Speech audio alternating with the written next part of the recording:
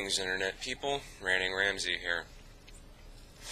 Now, I gotta be honest, and I gotta say that I am generally not the type of person to say, I told you so, but I did. I told you so.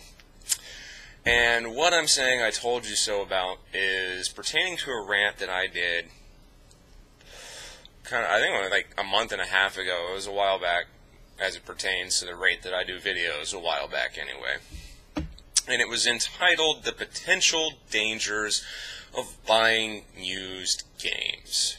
And there were a lot of people that made comments that seemed to think that I really wasn't latching on to anything crucial, that I was just being a fearmonger or something, whatever you want to say, being an alarmist, and, well,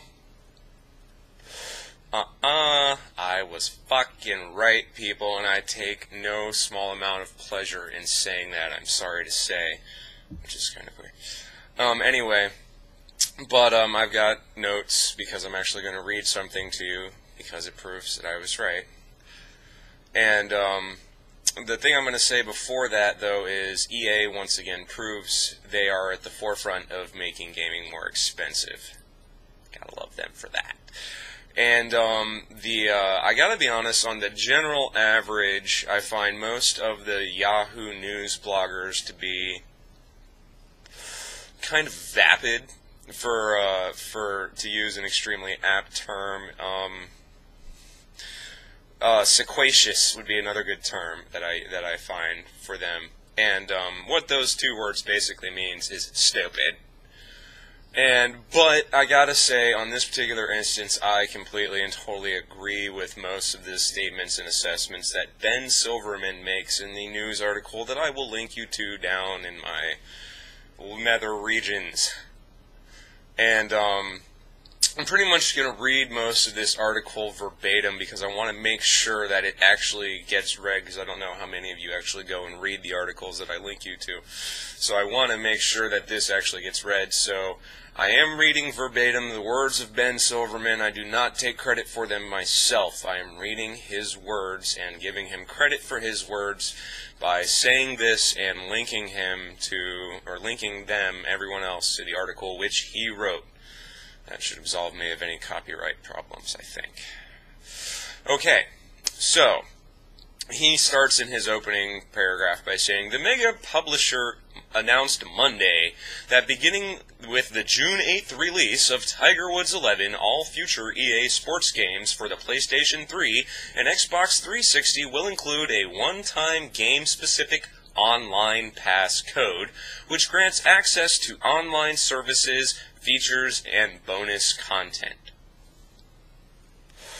Okay, so you're going to get a code that lets you access the online versions of the game. Seems a little Nazi-ish, I guess, but okay. But the next paragraph, he says, sounds fine and dandy, but for one catch. While the code comes free with new copies of any EA Sports game, it can only be used once. Buy the game used, or even just rent it through a service like GameFly, and you'll be unable to play it online beyond a free 7-day trial period, which covers most rentals, unless you're on GameFly and one of those assholes that keeps the game for a month. Anyway. Unless you cough up $10 for an additional online pass. So once again, to translate that into simple talk, if you buy the game used, you're going to have to pay an additional $10 to be able to play your friends in the online modes in Tiger Woods in any game that EA makes after that. Even my beloved FIFA series, now if I would buy the game used, which is never a problem, I always pre-order those games.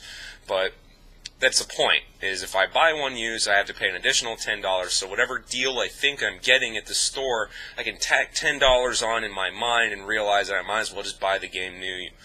Anyway, so in this, now in a quote come from the EA Sports president, Peter Moore. I wonder if he's related to Michael Moore. Anyway, this is an important inflection point in our business because it allows us to accelerate our commitment to enhance premium online services to the entire robust EA Sports online community. Yet another evasive statement from a fucking video game company president. They don't basically mention the fact that they're making revenue off of it, and because the online service is still free for the people who bought the game originally, unless they're going to up the price of the actual video game itself somehow to include this service that used to be free, they are not really obligated to provide any additional upkeep or server maintenance or anything like that. You see, that's the argument that 360 has over PlayStation Network, is that because 360 people are paying money for the online service, they have more of a right to demand frequent updates, more of a right to demand fixing of issues more quickly because they are paying for the service, whereas the users of the PlayStation Network do not have said platform to stand on. They are not giving anything for the service, therefore they have no right to demand changes to the service because they're not paying for it. It's free, you take what you fucking get. So that seems to be the point he's trying to make, but he doesn't really make that point, which is kind of pathetic.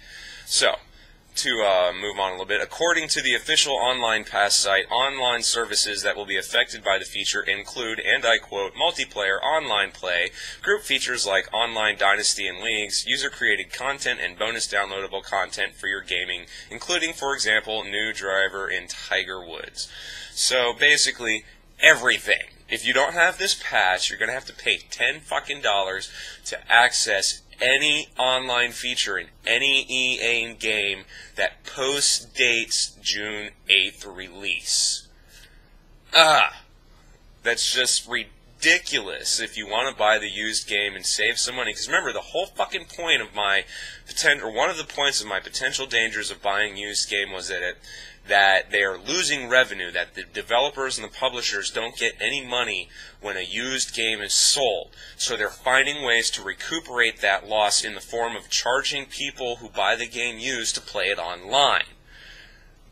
That is exactly what I said was going to fucking happen. So anyone who doubted me, anyone who contradicted me on that issue back then, I basically issue a middle finger salute to you, because you were wrong and I was fucking right. I told you so. Hey, did you get all that, man?